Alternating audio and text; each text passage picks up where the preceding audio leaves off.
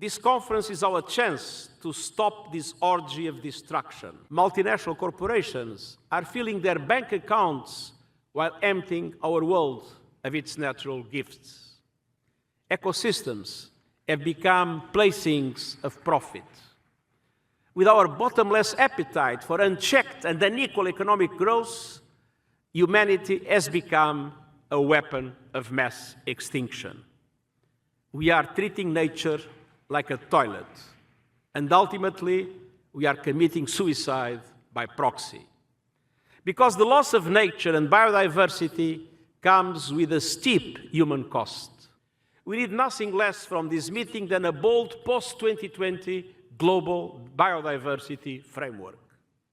One that beats back the biodiversity apocalypse by urgently tackling its drivers: land and sea use change, overexploitation of species, climate change, pollution, and invasive non-native species.